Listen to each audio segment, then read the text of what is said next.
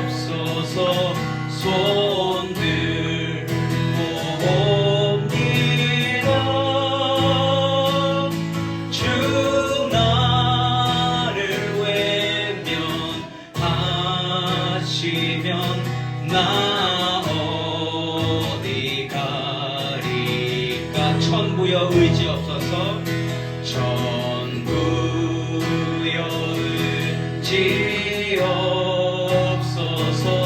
손 들고 옵니다. 주 나를 외면하시면 나 어디 가리까.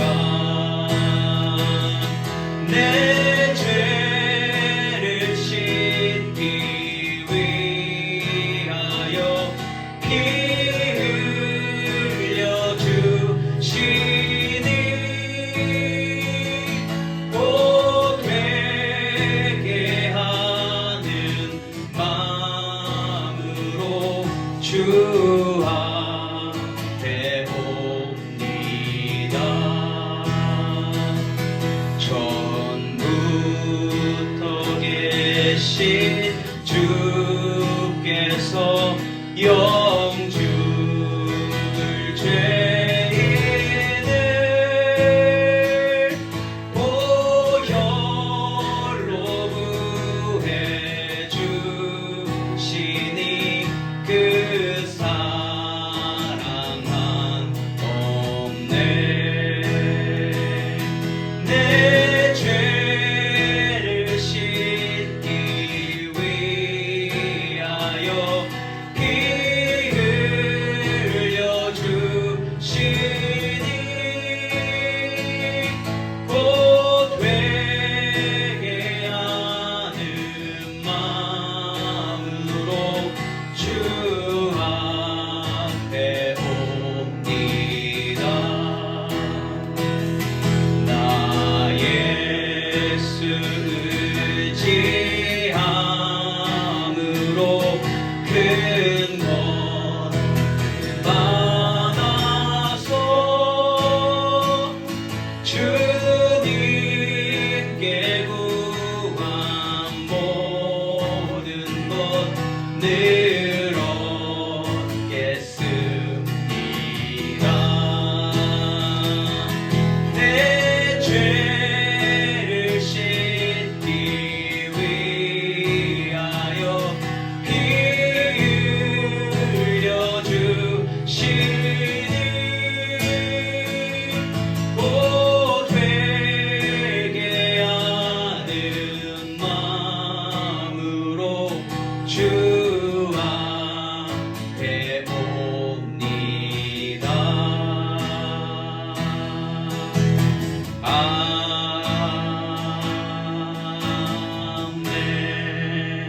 아멘. 그 크신 하나님의 사랑 말로 다 형용 못하네.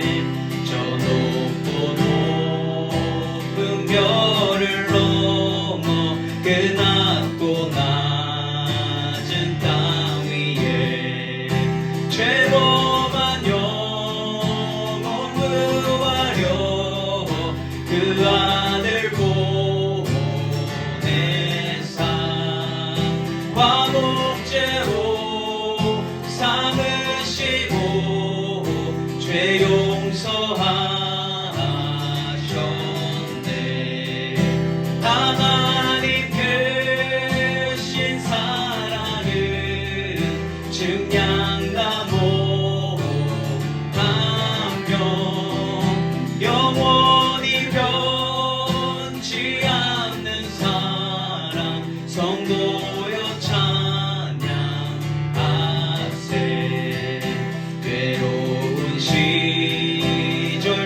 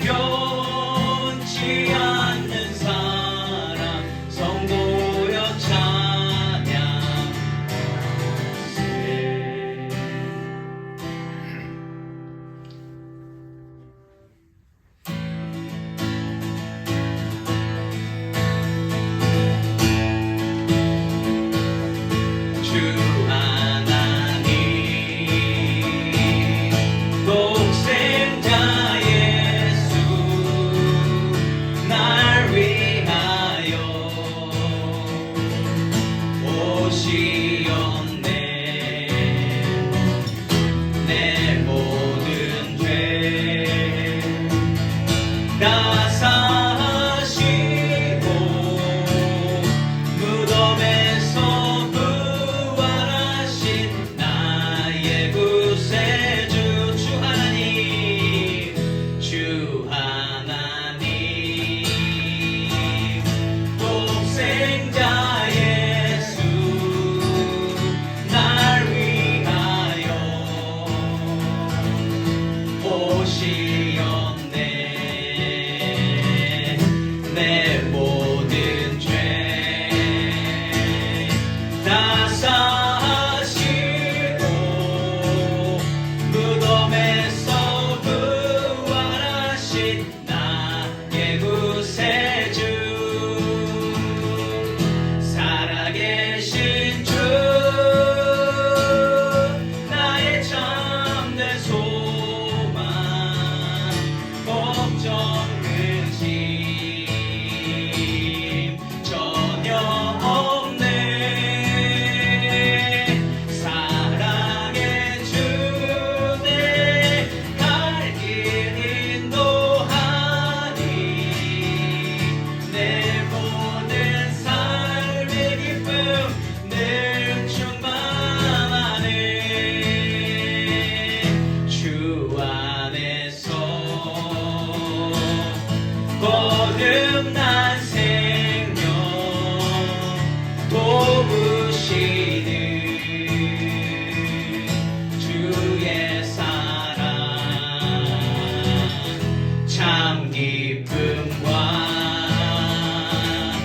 확신 가지고 예수님의 도우심을 믿으며 살리 살아계신 주 나의 참된 소망 걱정 근심 전혀 없네 사랑의 주 내 갈 길 인도하니 내 모든 삶의 기쁨 늘 충만하네 그 언젠가 주뵐 때까지 주를 위해 싸우리라 승리의 길 멀고 험해도 주님께서 나의 앞길 지켜주시리 살아계신 주 나의 참된 소망 걱정 근심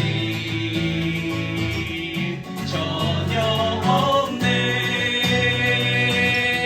사랑의 주 내 갈 길 인도하니 내 모든 삶의 기쁨 늘 충만하네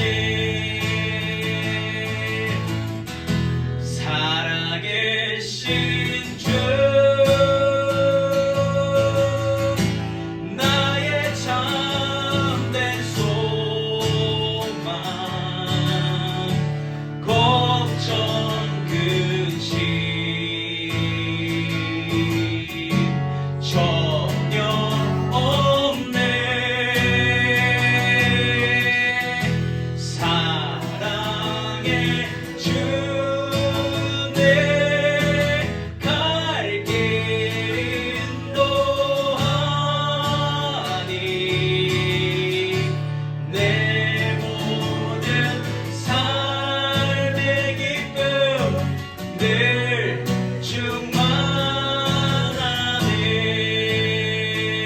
충만하네 아멘 하나님 아버지 저희들이 오늘 다시 한번 마음을 다잡습니다.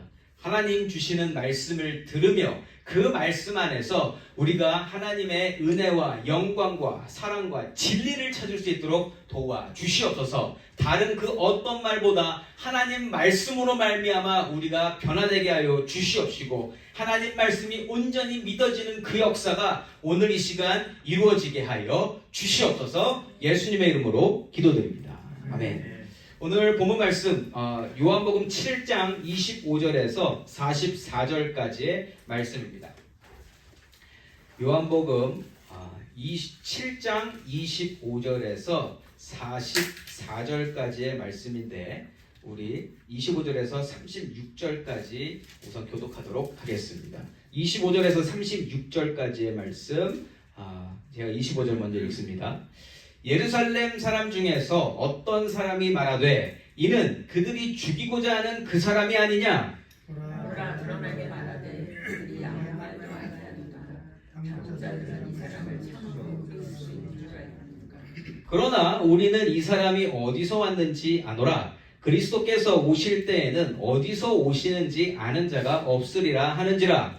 예수께서 성전에서 가르치시며 외치시되 너희가 나를 알고 내가 어디서 온 것도 알고 내가 스스로 온 것이 아니니라. 나를 보내시는 참되시니 너희는 그를 알지 못하나. 나는 아노니 이는 내가 그에게서 났고 그가 나를 보내셨음이라 하시니 그들이 예수를 잡고자 하나 손을 댄 자가 없으니 이는 그의 때가 아직 이르지 아니하였음이로다. 무리 중에 많은 사람이 예수를 믿고 말하되 그리스도께서 오실지라도 그 행하시는 표적이 이 사람이 행한 것보다 더 많으랴 하니 예수에 대하여 우리가 수군거리는 것이 바리새인들에게 들린지라. 대제사장들과 바리새인들이 그를 잡으려고 아랫사람들을 보내니 예수께서 이르시되 내가 너희와 함께 조금 더 있다가 나를 보내신 이에게로 돌아가겠노라.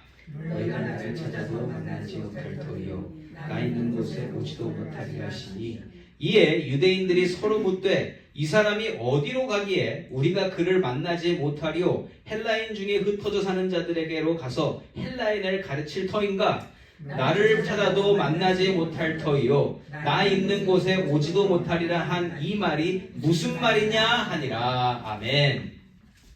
저는 오늘 예수님에 대한 의견이라는 제목으로 말씀을 나누기 원합니다.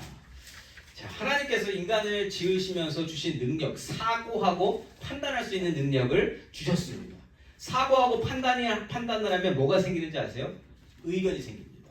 각자가 무언가를 똑같은 거를 봐도 다른 의견들이 생기게 된다. 자, 그런데 하나님이 그러한 능력을 주신 이유가 있습니다. 왜 주셨을까요? 왜 깊이 사고하고 뭔가를 판단하고 할 수 있는 능력을 왜 주셨을까요? 그 능력으로 하나님을 더 깊이 만나라고 하나님이 그 능력 주신 줄 믿습니다. 그 생각이 있기 때문에, 그 마음에 담는 능력이 있기 때문에 우리가 오늘도 보이지 않으시는 그 하나님을 찬양하고 예배하고 하나님을 바라는 그 마음이 생긴다라는 거 여러분 다 인정하시죠? 예. 그렇게 믿음이 있으면 그 능력을 하나님 바라보는 데 사용하게 된다. 그런데 죄로 말미암아 하나님을 모르게 태어난 우리들이 그 능력은 그대로 가지고 있어요. 그렇게 되면서 어떻게 해요? 그 능력으로 하나님을 더 따라가고 하나님을 찾으려고 하지 않고 그것으로 말미암아 계속 의견을 만들어내고 지식을 뭔가를 꿈꾸게 되고 그러한 것들로 다른 것을 하게 되는 모습들이 있다. 그래서 각자 나름대로 보고 듣고 느끼고 경험한 것을 통해서 각자의 의견들이 생기게 된다. 우리가 가득히 그걸 가지고 있습니다. 지금도. 예. 자, 그렇게 되면서 그걸 가지고만 그냥 또 나눠요. 서로 이야기하면서 내가 이런 의견이 있는데 이야기하다가 보면 거기서 일치되는 게 있습니다. 서로 공감하는 것들이 있게 되고 또 공감하는 것들 중에 많은 수가 공감하는 그러한 어떤 의견이 하나 생겨요. 그러면 그게 뭐가 된다? 그건 좋은 게 됩니다. 왜냐하면 많은 사람들이 다 공감을 하는 부분이니까 우리는 어쩔 수 없이 그러면 많이 공감하니까 좋은 거네 이렇게 우리가 생각하기 쉽다. 자, 그런데 많은 사람들이 공감하면 옳은 건가요? 아니라는 겁니다. 사람 입장에서 보면 맞아요. 사람들이 많이 공감할수록 맞는 것처럼 보이지만 세상을 지으신 입장인 하나님 입장에서 보면 거기에 틀린 것도 많다라는 겁니다. 그나마 하나님께서 양심을 각자 마음 가운데 넣어주셔서 양심 때문에 우리가 확 가진 않지만 근데 결론적으로는 어떻게 돼요? 그 양심도 계속 조금씩 좀먹고요. 양심이 계속 변질되고 그래서 결국엔 악의 그 끝으로 우리는 흘러가게 되어져 있다는 겁니다. 결국에 인간은 인간에게 편한 쪽으로 그 의견을 모으게 되어 있다는 겁니다. 그 중에 누구 말을 제일 잘 듣느냐? 사람들 사이에서 똑똑하다고 인정받는 사람. 우리 나보다 나은 사람은 뭔가 더 인정하잖아요. 나보다 나은 사람. 그리고 다른 사람들도 우리보다 나은데 평균 이상이 되면 그 사람을 굉장히 인정해주고 그러한 사람들을 우리가 학자라고 부르기도 하죠. 교수라고 부르기도 하고 프로페셔널, 프로페서라고 부르잖아요. 그래서 그러한 사람들이 이야기하는 것들은 우리가 너무나 자연스럽게 그냥 맞아. 왜냐면 공부 많이 한 사람이니까. 이렇게 받아들이게 된다. 자, 그런데 여기서 한 가지 질문 드립니다. 자, 그러면 이 세상에 정말 똑똑한 사람들만 다 모아놓고 그 사람들이 이야기하는 것에서 그 사람들이 말하는 의견을 다 모으면 거기서 영생을 얻을 수 있는 방법을 얻을 수 있다 없다? 절대 없답니다. 절대 없다. 인간이 편안해지는 모습 그리고 그것을 계속적으로 연구할지는 몰라도 그 답을 얻을 수는 없다라는 거예요. 지금 우리 안 죽으려고 얼마나 노력합니까? 약을 왜 개발하고 우리가 오래 살려고 계속 피부도 땡겨보고 다 하지만 그렇게 한다고 해서 사람이 안 죽을 수 있나요? 죽는단 말이에요. 그 방법을 우리 인간들의 의견 안에서 인간들의 지식 안에서는 절대로 찾을 수 없다는 겁니다. 그래서 결론은 인간들의 그러한 의견 속에서는 영생을 얻을 수 있는 방법을 찾을 수 없다가 결론이고요. 그 영생을 찾을 수 있는 방법을 아시는 분, 그 영생을 주실 수 있는 분은 우리 하나님 한 분이신 줄 믿습니다. 이게 오늘 굉장히 중요한 토픽입니다. 근데 그 토픽은 매주 제가 말씀드린 것 같아요. 자, 그래서 오늘 본문 말씀은요. 자, 이렇게 인간의 의견, 뭔가를 해보고자 하는 인간의 의견과 하나님 주시는 말씀이 동시에 존재하게, 공존하는 것을 보여줍니다. 자, 그렇게 되면서 말씀 읽는 사람으로 하여금 무엇이 옳은가 구별할 수 있도록 인도해주는 말씀이 오늘 말씀이라는 거죠. 그래서 오늘 말씀을 통해서 하나님 주시는 영생의 방법을, 영생을 얻는 방법을 다시 한번 마음속에 새기며 하나님과 영원히 함께하는 삶을 지금부터 누리게 되시는 저와 여러분이시기를 예수 이름으로 축원합니다. 자, 지난주 말씀 서프라이즈 선물이라는 제목으로 말씀을 나눴었죠. 자, 그래서 영생을 주시고 싶으신 그 선물을 들고 오신 예수님의 모습을 살펴보았습니다. 자, 그런데 그 선물을 주시고자 하는 분이 계시는데 사람들은 이것을 알아듣지 못하고 예수님을 비난하고 죽이려고 하고 또 혹은 예수님을 옹호하는 모습들을 우리가 살펴봤어요. 자, 그러한 논쟁은 오늘도 계속 이어지게 됩니다. 자, 그런데 언쟁의 논점이 뭐냐는 거예요. 언쟁의 논점은 영생이 아닙니다. 그 메인, 하나님이 주시고자 하는 메인 디시가 아니고 사이드 디시만 자꾸 얘기한다는 거예요. 그게 뭐냐면 사람들의 관심사가 예수님한테 있지 않고 예수님에 대해서 이야기하는 각자의 생각에 모두가 몰두해 있다는 거예요. 예수님에 대한 나의 의견을 피력하는 것에 모두가 힘을 쏟고 있다는 겁니다. 25절과 26절입니다. 예루살렘 사람 중에서 어떤 사람이 말하되 이는 그들이 죽이고자 하는 그 사람이 아니냐 보라 드러나게 말하되 그들이 아무 말도 아니하는도다 당국자들은 이 사람을 참으로 그리스도인 줄 알았는가. 아멘. 자, 여기서 드러나는 한 사람, 예루살렘 중에서 어떤 사람이 지금 말을 하고 있는데 이 사람이 말하는 핵심이 무엇인가? 이 사람이 그리스도인가 아닌가에 대한 내 의견이 중요한 겁니다. 예수님이 그리스도인가 아닌가가 중요한 게 아니라 내가 이 사람을 그리스도로 인정하는가 아닌가 내 의견이 중요하다라는 거예요. 자, 사람들이 저 사람은 사람들이 죽인다고 한 사람인데 아무 말도 안 하네. 그러면 저 사람 그리스도로 인정했네. 자기 의견을 이렇게 이야기하는 거예요. 그러니까 이 사람 생각에는 어떠한 생각이 들었어요? 죽인다고 했는데 저 사람이 이야기할 때 아무 말도 안 하니까 그건 그리스도로 인정하나 보다. 예. 근데 이게 맞아요? 인정해서 안 죽인 겁니까? 아니요. 당국자들, 유대의 종교 지도자들이 예수님을 가만히 내버려 둔 것은 자기들 입장이 곤란해서 그런 거지 그리스도라고 인정을 해서가 아니란 말이에요. 자, 근데 이 사람은 나름대로 의견을 어떻게 냈어요? 저 사람들 가만히 있는 거 보니까 그리스도로 인정했네. 이렇게 이야기를 하고 있다는 거죠. 자, 여기서 한 가지. 예수님이 그리스도시다 아니시다를 따지는 것은 인간이 할 일이 아니에요.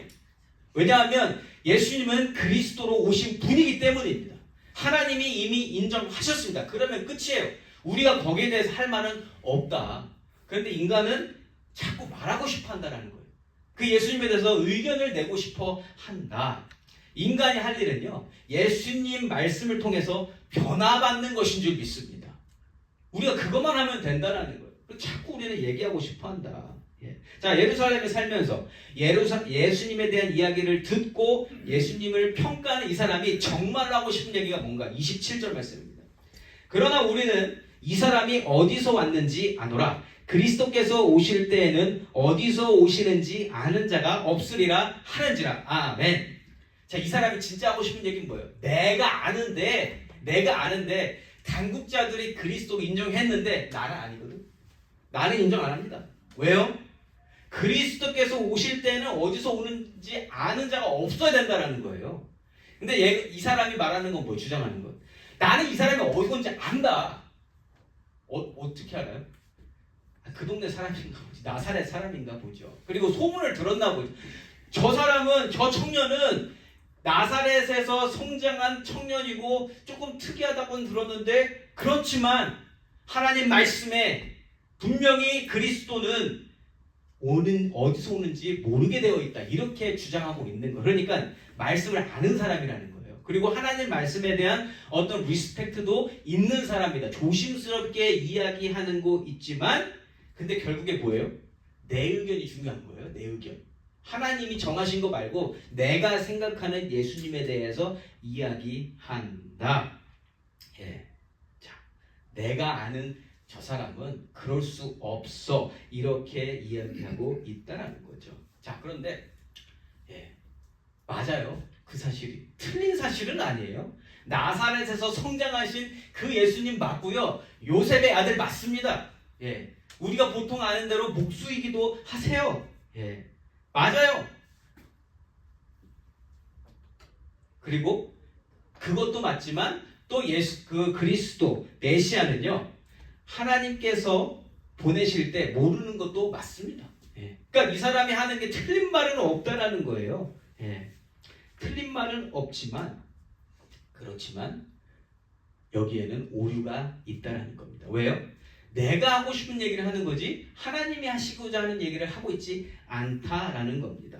그렇게 보면 이 사람은 지금 자기의 지식이 그 유대 종교 지도자들, 당국자들보다 조금 내가 낫다라는 걸 더 드러내고 싶은 거예요. 나는 이만큼 알고 있어. 내가 아는 거에 비추어 보면 이 사람은 아니야 하면서 자기의 어떠한 지식을 드러내고자 하는 모습이 분명하게 보이고 있다.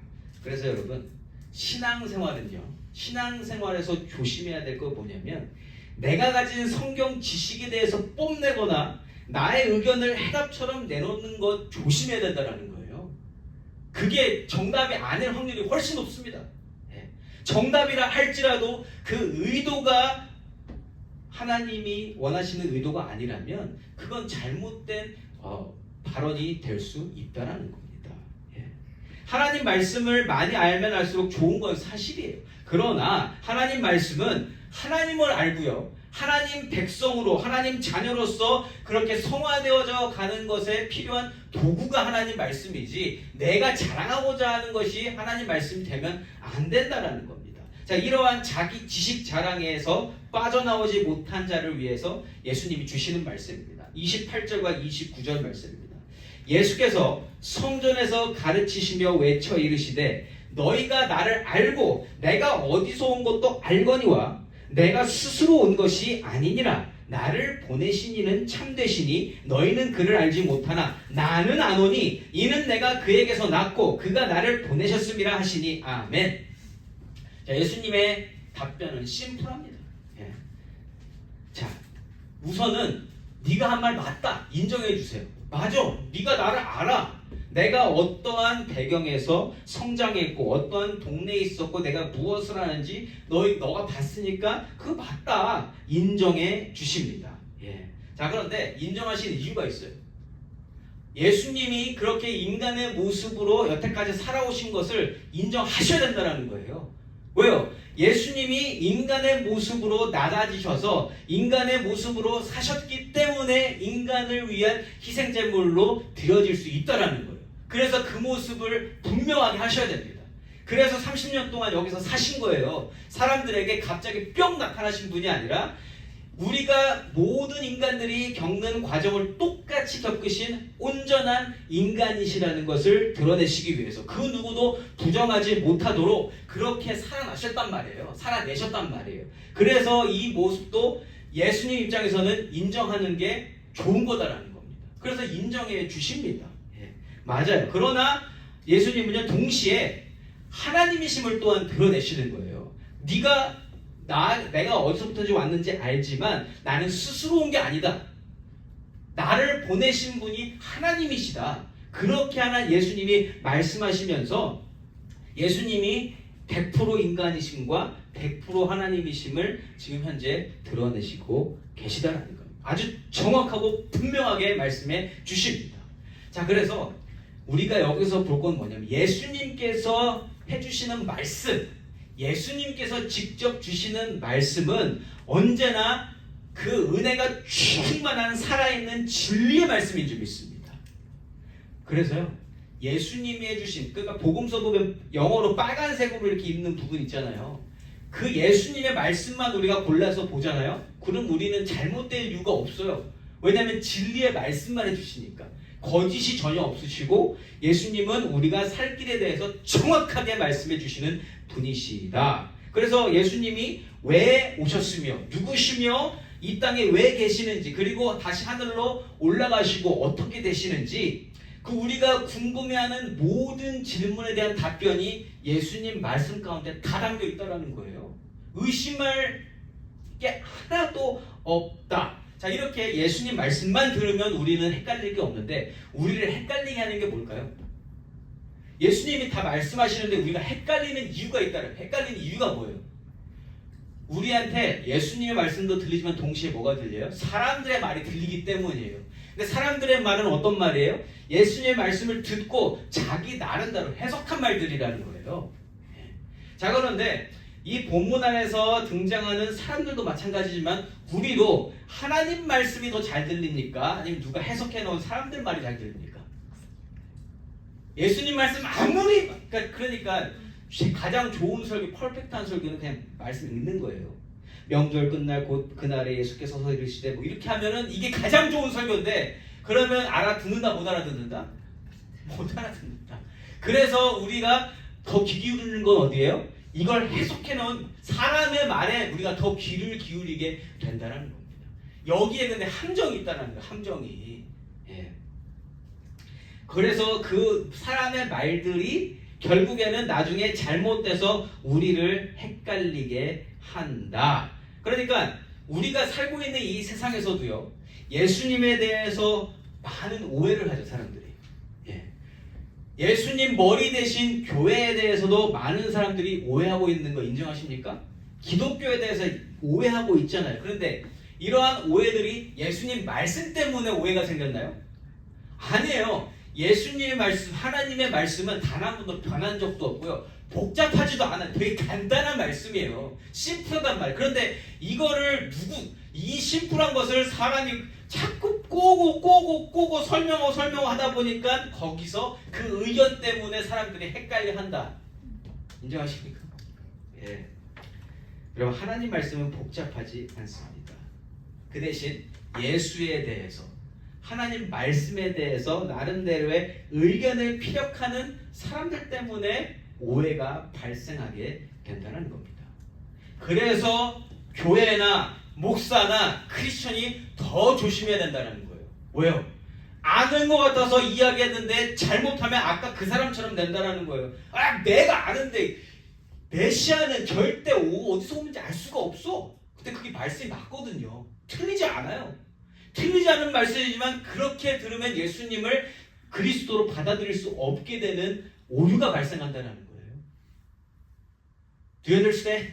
예. 그러한 사람의 의견, 그러니까 예수의 말씀보다 사람의 귀에 사람의 의견이 더 잘 들리는 것, 그게 우리에게는 함정이라는 겁니다. 자, 또 다른 사람은요, 또 믿음을 가지고 이렇게 얘기해요. 31절 말씀입니다.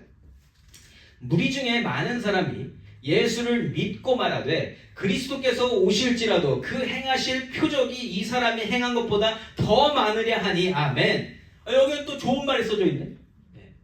예수를 믿고 얘기했대요. 예수를 믿고. 자, 그래서 여기서 말하는 예수를 믿는 믿음, 귀한 믿음입니다. 그런데 완전한 믿음은 아니라는 거예요. 아직 몰라요. 예수님이 무슨 일을 하실지 모르는 상황인데 그래도 우선 믿음은 같다라는 거예요.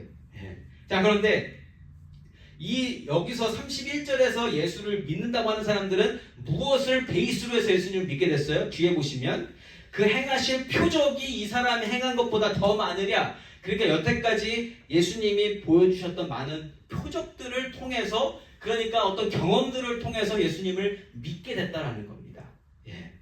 행위 자체를 믿은 거죠. 자, 그래서 완전한 믿음은 될 수 없다. 그러나 이 믿음은 귀한 믿음입니다.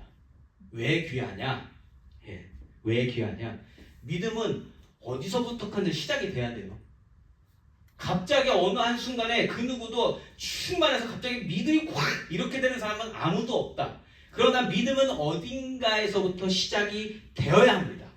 그래서 이 사람들은 그 표적으로부터 시작이 되어서 이 믿음이 점점 강해지게 되면 그 믿음이 결국 온전한 믿음이 될 줄 믿습니다. 그래서 이 믿음은 귀한 믿음이라는 거예요. 저와 여러분도 아주 작고 희미한 어떤 그 믿음 비스무리한 거에서 다 시작한 사람들 아니겠어요? 저도 똑같습니다. 갑자기 믿음이 생긴 게 아니에요. 어디서부턴가 생긴 믿음, 그게 기적이 될 수도 있고요. 그게 말씀이 될 수도 있고, 그게 누군가와의 대화가 될 수 있고, 무언지 모르지만 그 시작이 됨으로 말미암아 거기서부터 시작된 그 신앙생활은 하나님이 주시는 말씀이 들리기 시작하고, 그리고 언제 결정적으로 이 말씀이 들리게 되냐? 성령 하나님이 임하게 될 때 그 모든 말씀이 이해가 될 줄 믿습니다. 100% 아니더라도 하나님의 뜻에 맞게 모든 것이 다 맞아 떨어지게 된다. 그래서 31절 말씀에서 예수를 믿고 말하는 그 사람들은 그 과정을 지나는 사람들이에요. 그러니까 우리와 비슷한 겁니다. 우리도 여기서 완전한 믿음 가지신 분 있으세요? 내 믿음은 그냥 100% 그냥 온전한 믿음이다. 그러면 죽으셔야 돼요. 죽었을 때 온전해지는 거지, 죽기 전까지는 성화의 과정 중에 있는 거예요. 그 전까지는 온전할 수 없다. 그리고 하나님의 영이 임하게 되면 우리가 그 붙잡고 있는 그 믿음이 견고하게 되고요. 말씀을 찰떡같이 알아듣게 된다. 언제요? 하나님 영이 임하면. 자, 그래서 이러한 성화의 과정, 지나는 과정 중에 우리가 가장 믿어야 하는 건 뭐냐면 예수님의 십자가입니다. 예수님이 십자가에 달리신 그 일이 나에게 무슨 의미인지를 온전히 알고 믿을 때, 그때 우리가 정말 죄사함을 받고, 그리고 우리가 의롭다함을 받으며 그때부터 우리는 깨끗함을 유지하려고 노력하는 삶을 살게 된다는 거죠. 자, 그래서 이러한 완전한 믿음이 만들어지기 위해서 예수님이 십자가를 져 주셔야 된다는 거예요. 오늘 현재 본문에서 등장하는 그 사건에서는 아직 십자가를 지기 전이시라는 거예요. 자, 그래서 그날이 반드시 와야만 구원이 완성될 수 있기 때문에 오늘 본문에서 또 그러한 십자가의 사건으로 향하여 가는 예수님의 그 역사가 또 보여지게 됩니다. 예수님의 십자가 사건이 만들어지기 위해서 종교 지도자들의 움직임도 바빠진다라는 거죠. 32절과 33절 말씀입니다. 예수에 대하여 무리가 수군거리는 것이 바리새인들에게 들린지라 대제사장들과 바리새인들이 그를 잡으려고 아랫사람들을 보내니 예수께서 이르시되 내가 너희와 함께 조금 더 있다가 나를 보내신 이에게로 돌아가겠노라. 아멘. 아멘. 자, 예수님은 하나님께로 반드시 되돌아가신다라는 말씀을 하십니다. 내가 조금만 더 있다가 하늘로 갈 거야. 나를 보내신 이에게로 나는 돌아가겠다. 자, 이 약속은요, 함축적인 의미를 가지고 있습니다. 예수님이 돌아가실 때는 언제예요? 십자가 사건이 일어나야 예수님이 돌아가실 수 있습니다. 이 땅에 낮은 모습으로 오셔서 정말 그 사명을 다 감당하셔야만 예수님은 그때 올라가실 수 있다라는 거예요. 그래서 예수님이 십자가에 반드시 달리셔서 그 구원 사역을 완전케 하시고 그렇게 올라가시겠다 약속해 주시는 거예요. 다시 한번 지금 보세요. 33절 말씀을 보시면 내가 너희와 함께 조금 더 있다가 나를 보내신 에게로 돌아가겠노라. 이 말씀은 약속의 말씀입니다. 십자가 사건을 내가 반드시 치르고 내가 완전히 한 다음에 나는 돌아가겠다. 너희들을 구원하겠다. 희생 제물이 되어 줄 것이다. 아까의 그 말, 너희들이 아는 것과 같이 내가 30년을 여기서 살았던 그 모습을 바탕으로 해서 내가 너희들의 제물이 되어 주겠다라는 그 함축적 의미가 바로 33절 말씀이라는 겁니다. 자, 그런데요, 예수님에 대한 믿음이 싹튼 자들이라 할지라도 이 말씀 가운데에서 예수님의 죽음이 담겨져 있다는 것을 알아들을 사람 아무도 없습니다. 아무도 없습니다.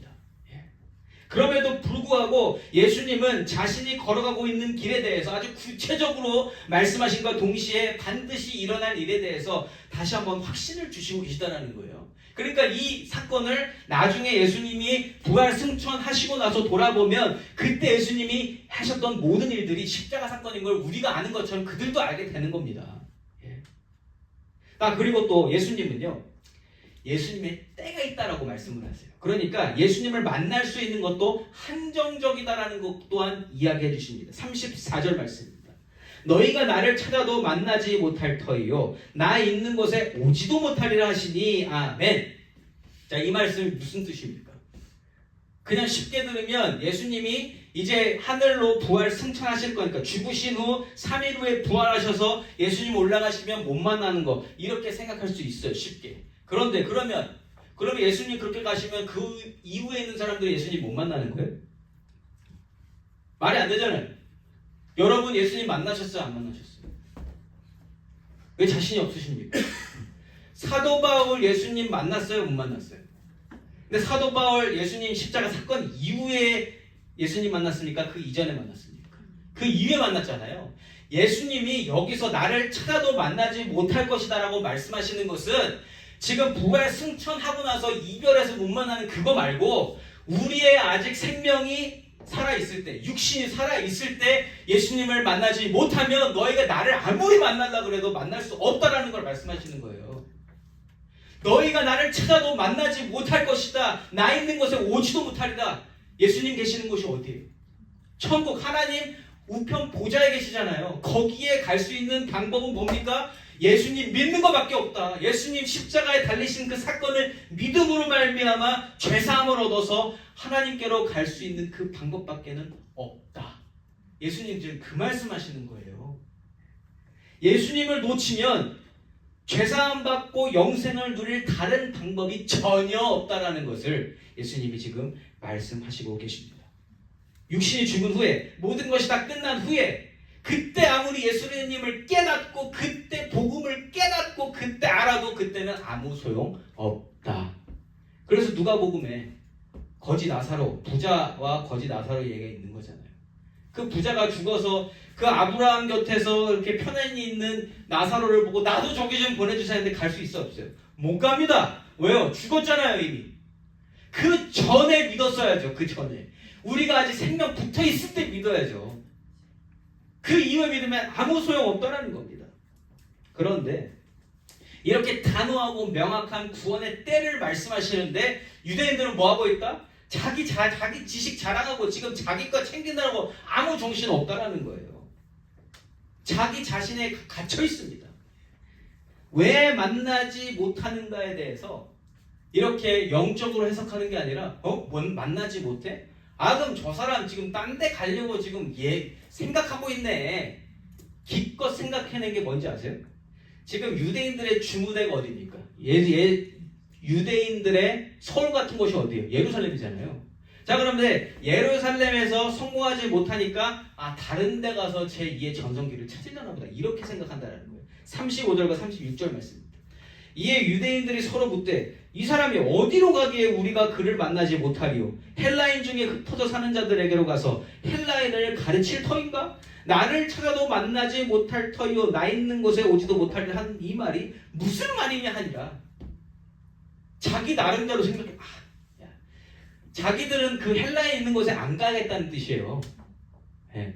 나는 내가 어떻게 나는 지금 퓨어 유대인인데 내가 왜 섞여 있는 그 자들한테 내가 왜 가? 근데 거기 가서 그냥 제2의 전성기를 찾으려나 보다. 그렇게 얘기를 하는데 36절을 보시면 어떤 모습이냐면 자기들이 무슨 말인지 잘 모르겠고 그냥 결론은 내놨는데 잘 모르겠는 거예요. 네. 자기 의견은 다 내고 뭔가 똑똑한 척은 다 했는데 잘 모르겠다. 네. 이 말이 무슨 말일까? 네. 이렇게 결론 내리고 있다라는 겁니다. 자, 자기들도 정확하게 모르겠는 예수님의 말씀을 그냥 자기 의견, 자기 생각대로 해석하는 거에서 대화가 종료된다는 거예요. 근데 이 세상이 그런 거 같지 않으세요? 죽음에 대해서 아무리 얘기하고 영원한 생명을 얻으려고 얘기하지만 거기에 결론 나온다 안 나온다? 안 나와요. 안 나와요. 약을 아무리 개발해 쌓고 수술을 의료 첨단 기술이 들어와도 못한다. 화성 가서도 살려고 생각해보고 별의별 생각 다 해보지만 여러분 우리가 영원한 생명을 얻을 수 있는 방법은 예수 믿는 것밖에는 없는 줄 믿습니다. 그것도 믿을 때가 있다. 우리가 죽기 전에 믿어야 영생을 얻을 수 있는 줄 믿습니다. 자 그래서 여기서 하나님 말씀을 대하는 사람들의 모습이 오늘 많이 보였잖아요. 그렇죠? 자 그런데 하나님 말씀을 대하면서 질문과 의견이 안 생길 수 없어요. 왜? 우리는 사고하고 판단하는 존재니까 하나님 말씀을 딱 들었을 때 못 알아들으면 자꾸 자기 의견을 얘기합니다. 이게 보통이에요. 자 그런데 여기서 섣불리 결론을 내리려고 하면 큰일 난다는 거예요. 오늘 같은 일이 일어난다는 거예요. 결론을 낼 수 없는 자꾸 결론을 내려고 그래요. 자 결론을 낼 수 없을 때는 어떻게 된다? 가만히 있으면 돼요. 그냥 가만히 있으면 돼요. 하나님 말씀은요 주시는 대로 받는 게 먼저예요. 거기서 뭘 해보려고 하는 게 아니라 그냥 오잖아요. 그냥 받으세요. 그걸 가만히 가지고 계시면 됩니다. 그리고 이게 언제 해결이 되냐면 하나님의 영이 임해서 때가 되어서 내가 알 때가 되면 하나님이 자연스럽게 화장실에 있을 때든지 밥 먹을 때라든지 샤워할 때라든지 갑자기 생각이 나요. 그게 그러면서 그 이해가 될 때가 온다니까요. 근데 만약에 이해가 끝까지 안 된다 그럼 몰라도 되는 말씀이에요. 그게 무슨 말이냐면 성경 말씀 다 몰라도 된다는 거예요. 구원은 예수님을 믿음으로 우리가 얻게 되는 것입니다. 그러면 성경 읽지 말까요? 네.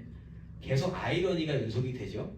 아까는 또 말씀 많이 읽은 거 자랑하지 말라고 그러고 지금은 또 말씀을 안 읽어도 된다고 그러고 이게 지금 무슨 말인가? 중요한 건 예수님을 믿고 예수님이 무슨 말씀을 하시는지를 알아들어야 되는데 함부로 결론 내리면 안 되고 그냥 가지고 있는 게 중요한 거다라는 거예요. 임하면 가지는 겁니다. 그리고 계속 가지고 있어야 돼. 읽어야 돼요. 읽어야 돼요. 나름대로의 해석을 늘어오는 순간부터 나도 헷갈릴 뿐 아니라 내 입술을 통해서 누군가를 헷갈리게 하면 그게 큰일이라는 겁니다. 저도 그래서 제가 모르는 부분 터치 안 해요. 저는 모르면 모른다고 해요. 억지로 끼워 맞추지 않습니다. 큰일 나요 그거. 그러나 성령 하나님께서 또 깨닫게 해주시는 거 있단 말이에요. 그건 또 여러분들과 나누면서 하나님께 함께 영광 돌리는 겁니다. 그게 교회가 할 일이고 그게 목사가 할 일이고 그게 크리스천이 해야 될 일인 줄 믿습니다. 근데 물론 이제 잘 모르는 거지. 이게 성령의 감동이었는지 내가 오늘 갑자기 똑똑해져서 그냥 알게 된 건지 잘 모르지만 중요한 건 뭔지 아세요? 아무리 틀리게 얘기해도 바로 잡으시는 하나님이 계세요. 예. 제가 이야기한 것들 중에 100% 옳은 거 아니라고 저는 인정합니다.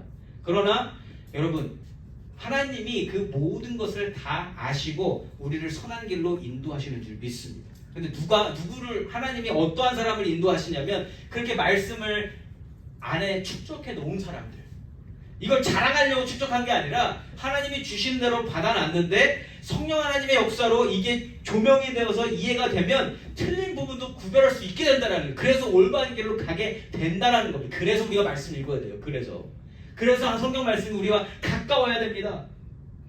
인간이라면 누구나 하나님 말씀을 100% 이해할 수 없어요. 이걸 우리가 가지고 가야 돼요. 100% 이해하는 사람 아무도 없습니다. 저도 자신 있게 이야기하는 것 같지만 100%는 아니에요. 지금 말하는 거에 대해서는 저는 확실하고 이야기하는 거지만 제가 이걸 100% 다 안다고 말할 수 없어요. 모릅니다. 100%. 그래서 얼마나 조심하는지 몰라요. 괜히 덧붙였다가 오해를 불러일으키기 쉽지 않으니까. 여러분, 하나님 말씀에 대한 이해는 오직 성령 하나님의 역사하심으로만 되어지는 줄 믿습니다. 자, 그래서 예수님이 이 부분까지 얘기해 주세요. 37절과 38절 말씀입니다. 명절 끝날 곧 큰 날에 예수께서 서서 외쳐 이르시되 누구든지 목 마르거든 내게로 와서 마시라. 나를 믿는 자는 성경에 이른 것 같이 그 배에서 생수의 강이 흘러나오리라 하시니. 아멘. 자, 이게 그 배에서 생수의 강이 흘러나온대요. 이게 무슨 뜻이냐면 우리가 접했던 말씀들이, 그 말씀들이 계속 우리가 워킹을 해서 거기서 이 목마를 때 어디로 무슨 물을 마셔야 되는지, 배고플 때 뭘 먹어야 되는지 그때 알게 될 거다라는 예수님의 말씀이 지금 임하고 있는 겁니다. 자, 그런데 그냥 부연 설명을 하자면 지금 37절에 명절 끝날이라고 그랬죠. 근데 우리가 요한복음 7장 시작하면서 절기가 뭐였어요? 초막절이었습니다. 초막절. 예. 초막절기에 지키는 전통이 있었는데 그게 뭐냐면 매일마다 실로암 물가에서, 실로암 우물에서 물을 떠서 거기서 그 물을 성전으로 가져가서 그 물을 뿌리는 의식을 했다 그래요. 예. 그 이유는 뭐냐면 초막절이 우리 추수감사절과 비슷한 절기거든요. 그러니까 하나님 주신 그 많은 풍성한 곡식들에 대해서 하나님께 감사하고 하나님이 주셨다는 걸 인정하고 그렇게 절기를 지내는 거였는데, 여러분, 풍성한 곡식을 얻으려면 필요한 게 있어요. 반드시 필요한 게 있습니다. 바로 물입니다. 하나님이 비를 주시고 적당한 태양을 주시고 모든 것들을 하나님이 주셔야만 나중에 곡식을 얻을 수 있잖아요. 근데 그 중에 가장 중요한 걸 물이라고 생각했기 때문에 바로 초막절에 이 실로암 물을 떠다가 그 물을 이렇게 물로 하나님께 감사하는 전통적인 의식을 행했던 겁니다. 또 농작민이 되기 전에 광야에서 유목민 생활을 했잖아요. 광야에서 유목민 생활할 때 그때 물을 어디서 썼습니까? 물이 없어서 막 짜증내니까 하나님이 때마다 이렇게 물 주셨던 거 기억나시죠? 민수기에 보면 나오잖아요. 자, 그것처럼 물을 찾기 힘든 그곳에서도 목마르지 않도록 물을 주셨던 하나님을 기억하면서 그 물의 의미를 되새겼다라는 겁니다. 자, 예수님이 그 초막절 절기에 이 물을 가져다가 메라포로 쓰셔서 지금 그 하늘에서 오는 물이 이제 너희들 안에서 계속 솟아나게 될 거다, 이 말씀하시는 거예요. 그 물을 다른 데서 찾지 말고 너희 안에서 찾게 될 것이다. 자, 그런데 그 소스가 어디냐? 39절입니다. 이는 그를 믿는 자들이 받을 성령을 가리켜 말씀하신 것이라. 예수께서 아직 영광을 받지 않으셨으므로 성령이 아직 그들에게 계시지 아니하더라. 아멘. 자, 놀라운 예수님의 말씀. 그러니까 믿음으로 예수님의 말씀을 계속 추적해 오잖아요. 그러면 이 믿음의 이 비밀, 말씀의 비밀이 어마어마하다는 거예요. 그리고 지금 아까 예수님이 성육신하신 그 모습도 말씀하셨고 나를 보내신 자가 하나님이시라는 걸 말씀하셨습니다. 그리고 39절에서는 성령 하나님에 대해서도 말씀을 하고 있어요. 자, 사도 요한, 이 책을 쓴 사도 요한은요, 삼위일체라는 단어를 사용하지 않았지만 지금 삼위의 하나님을 아주 적절하게 모두 설명하고 있다는 거예요. 이 글을 읽는 사람이 삼위일체 하나님에 대해서 알 수 있도록 지금 그 모든 신학적인 부분들을 잘 설명해 주고 있다. 하나님께서, 아버지 하나님께서 보내신 예수님이 이 땅에 오셨고, 그리고 예수님이 다시금 승천하실 건데, 그렇게 되면 성령님이 대신 오셔서 우리의 모든 것을 알게 하실 것이고, 우리가 가진 믿음을 더 굳건히 하실 것이며, 우리가 천국으로 갈 수 있도록 끝까지 인도하실 거다. 이 기가 막힌 비밀을 오늘 이 말씀이 가지고 있는 겁니다. 그러니까 오늘 하나님이 저 같은 사람을 세우셔서 이러한 말씀이 설명되게 하셔서 이게 지금 우리가 같이 나누고 있는 거잖아요. 이게 하나님의 역사고요. 이게 성령의 역사라는 거예요. 성령님이 도와주시지 않으면 저도 절대로 알 수 없는 부분입니다. 성령 하나님이 임하셔서 우리에게 가르쳐 주시고 계시는 줄 믿습니다.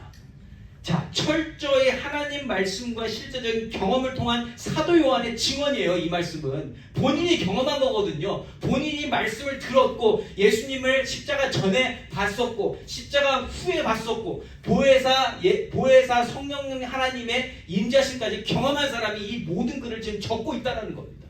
그러니까 사도 요한은 헷갈릴 거 없이 잘 설명하고 있는 거예요. 이 예수님의 말씀을 잘 설명하는 가운데 주변에 있는 사람들의 말까지 함께 넣어서 실제적으로 현실에서 예수님 말씀이 어떻게 들리는지를 다 보여주고 있다.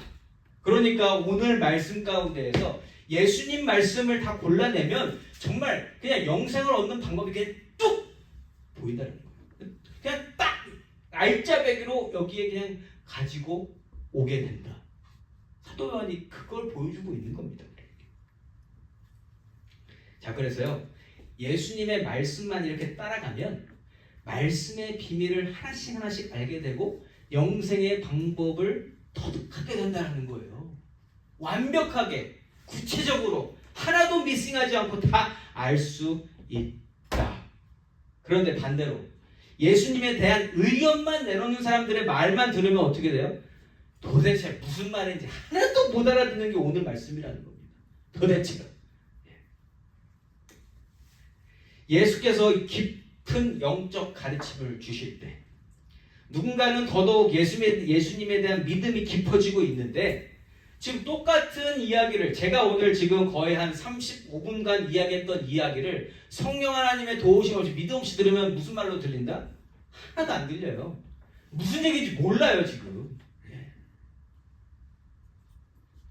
그렇게 믿음이 깊어지는 사람이 있는가 하면 지금 예수님의 십자가 사건이 더 그것이 진행될 수 있도록 준비하는 사람들의 모습도 동시다발적으로 일어나고 있다는 겁니다. 40절에서 42절까지의 말씀. 이 말씀을 들은 무리 중에서 어떤 사람은 이 사람이 참으로 그 선지자라 하며, 어떤 사람은 그리스도라 하며, 어떤 이들은 그리스도가 어찌 갈릴리에서 나오겠느냐, 성경에 이르기를 그리스도는 다윗의 씨로 또 다윗이 살던 마을 베들레헴에서 나오리라 하지 아니하였느냐 하며, 자, 마지막까지 내 의견 그냥 얘기하느라고 내가 아는 거 얘기하는 거에 집중하는 사람 아직도 있습니다. 그리스도라 하면 끝인 거거든요. 지금 예수님은 그리스도, 예수님이 바로 그 예전부터 말씀하신 그분이다 하면 끝이에요. 그런데 예수님에 대한 의견을 계속 내놓는 사람 중에 지금 말씀 잘하는 사람, 성경에 이르기를 그리스도는 다윗의 씨앗으로 오셔야 되고, 다윗이 살던 동네, 다윗이 태어난 곳이죠. 베들레헴, 베들레헴에서 나오리라 한 그 말씀 기억하고 있지 않냐? 또 말씀 등록이고 있는 겁니다. 근데 맞아요, 그렇죠? 정확하게 말씀 알고 있습니다. 그런데 예수님에 대해서는 모르는 거예요. 그러니까 말씀도 알고 내가 가진 지식도 있는데 중요한 게 예수님이 아니라 내가 아는 지식이 되니까 지금 이게 여기서 충돌이 일어나는 겁니다. 예수님에 대해서 조금만 더 알았다면, 예수님이 어디서 태어나셨어요? 베들레헴에서 태어나셨잖아요. 그리고 예수님이 누구의 씨로, 누구의 씨앗이에요? 다윗의 씨 맞아요. 이게 답답하니까 마태복음을 쓰면서 1장에다가 유대인들 보라고 다윗의 예수님의 족보 써놓은 거 아니겠어요? 누가도 오죽 답답했으면 그거 누가복음 3장에 아담부터 다 써놨잖아. 누구 읽으라고, 유대인들 읽으라고 이렇게 말하는 사람들한테 알려주려고 그 모든 거 다 써왔다는 겁니다. 예수님이 갈릴리 지역 나사렛에서 성장하셨지만 태어난 곳 베들레헴 맞아요. 하나만 알고 둘은 모르는 거죠. 한치의 오류 없이 예수님은 하나님 말씀하신 대로 성육신하시고 이 땅에서 십자가에 못 박혀 죽으심으로 말미암아 그 사명을 감당하셨으며 부활 승천하시고 보혜사 성령 오셔서 오늘 우리도 예수님을 믿게 된 줄 믿습니다. 하나님 말씀에는 전혀 오류가 없습니다. 모든 것은 말씀대로 되었습니다. 사랑하는 성도 여러분, 오늘 본문 말씀을 통해서 하나님 주신 교훈이 뭐냐고 여쭤본다면 여러분 뭐라고 대답하시겠어요? 가장 중요한 교훈은 구원입니다. 구원 메시지를 하나님이 주시고 계시다라는 거예요. 구원에 대해서 예수님이 무엇을 하셨는지, 구원을 위해서 예수님은 무엇을 하셨는지, 예수님은 어떠한 분이신지 말씀을 통해서 가르쳐 주셨다라는 거예요. 예수님은 그냥 오직 진리만 선포하셨습니다. 다른 말씀 안 하셨어요. 그런데 다른 사람들의 말들이 섞이면서 사람들의 마음과 시선이 흔들리게 되고 있다는 거예요. 특별히 말씀 전문가인 종교 지도자들이 예수님 죽여야 되는 존재라고 말하니까 사람들이 흔들리지 않았을까요? 네. 그러면서 지식적으로 또 경쟁하게 돼서 그거 아닌데 라고 말하는 사람들도 있고, 내가 아는 예수님은 저기 요셉의 아들이고 목수인데 무슨 얘기하는 거야? 거기서는 그리스도가 날 수 없어. 몰라야 되는데 어떻게 알아? 이렇게 말하면 또 거기서 흔들리게 되고요. 또 더 이상 예수님을 볼 수 없을 것이란 말에 또 헬라인들 가가지고 제2의 전성기를 가진단다 이 얘기 듣고 또 거기서 예수님을 오해하게 되고, 한 가지만 말씀드리고 싶습니다. 사람들이 내놓는 예수에 대한 의견이 아니라 오직 하나님께서 말씀하시고 예수님께서 스스로 말씀하신 것만 기억해 놓으시기를 예수 이름으로 간절히 부탁드립니다. 여러분, 그래서 우리가 이렇게 어울려서 이야기하는 거 너무너무 중요하지만 더 중요한 건 뭐다? 말씀을 읽어놔야 된다는 거예요. 성경이 뭐라고 얘기하는지를 알아야 무슨 이야기를 할 때 거기서 구별할 수 있다. 요즘에 어떠한 분들이 많은지 아세요? 영화를 봐도 영화 전체를 보는 분들이 많이 없어요. 그 대신 뭐 보는지 아세요? 그 누군가 요약해놓은 거. 근데 그 요약은요, 그 요약해놓은 사람의 의도가 다분히 담겨 있습니다. 그래서 만약에 감독이 의도한 바와 완전히 다르게 해석을 해놓으면 그냥 그대로 믿는 거예요. 감독 의도 아무 소용없고 그 짜집게 해놓은 사람의 의도만으로 그걸 알게 된다는 거예요. 그런데 영화를 진짜로 알려면 어떻게 돼요? 그 영화를 내가 봐야 돼요. 보고 나서 그 짜집게 한 사람의 의도도 파악해보고 감독의 의도도 파악해봐야 그 전체가 보이게 된다는 겁니다. 똑같이 성경을 내가 읽지 않고 사람들이 주는 것만 계속 듣잖아요. 뭔 얘기하는지 몰라요. 알 수가 없다라고요. 누구 자랑하려고 읽는 게 아니라 내가 하나님의 뜻이 무엇인지를 정확하게 알기 위해서, 예수님께서 뭐라고 하셨는지를 정확하게 알기 위해서 우리가 성경을 읽어야 한다는 겁니다. 그래야 예수님이 말씀하신 영생의 방법을 알게 되고 영생은 왜 중요한 것인지도 알게 되며 우리가 어떠한 존재인지도 알게 되고 앞으로 우리가 어떻게 살아야 하는지도 결정하게 되는 게 바로 이 말씀이라는 겁니다. 예수님 말씀하신 것 진리입니다. 100% 이해하지 못한다고 해도 가지고만 있으면 보혜사 성령께서 내 안에 내주하시고 나에게 이해하게 하실 때 찰떡같이 알아듣게 될 줄 믿습니다. 몰라도 괜찮아요. 그러나 담아놓으십시오.